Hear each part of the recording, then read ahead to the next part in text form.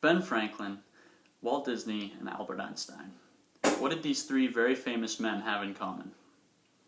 They were all high school dropouts.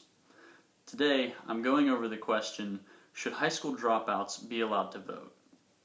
When I was first asked this question, my initial reaction was, no, of course not.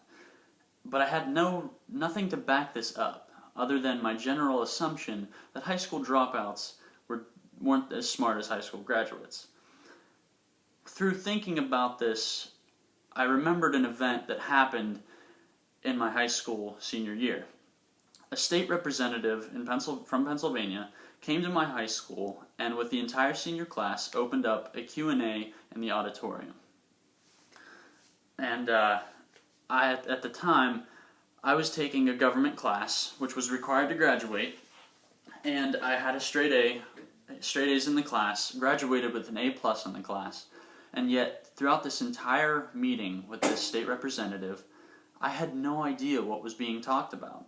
I had no idea what was going on. I didn't understand half of the words being said. All this goes to show that someone with a high school diploma might not be the best person to make choices and vote. Now, the icing on the cake was a kid who went on to drop out of our high school before graduation. He got up during this Q&A with the state representative and asked him about the war on coal. Now, I didn't know there was a war on coal. I didn't know anything about the war on coal. And so this kid who dropped out of high school by talking to the state representative was actually educating me.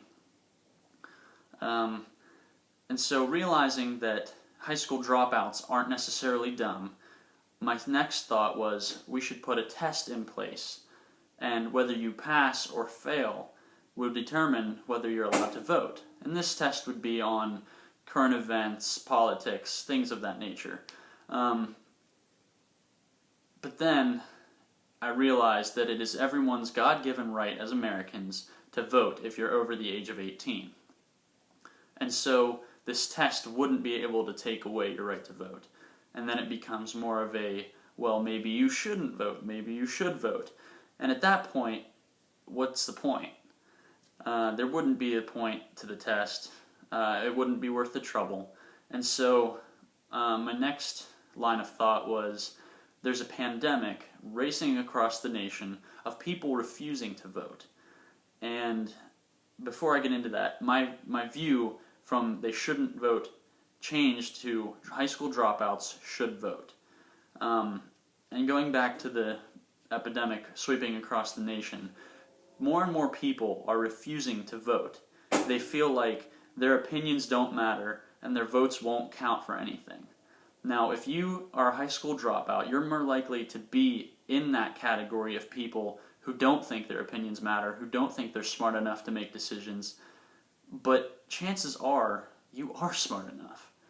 And so this is why I would encourage everyone, especially high school dropouts, to vote. To kind of summarize, at first I said no, then I thought and realized high school diplomas don't mean you're smart, and not having one doesn't mean you're dumb. Then I thought, hey, let's test and see what people know, and if they know enough, they get to vote. That's unconstitutional, so then what's the point? It just becomes a dumb extra hassle to vote.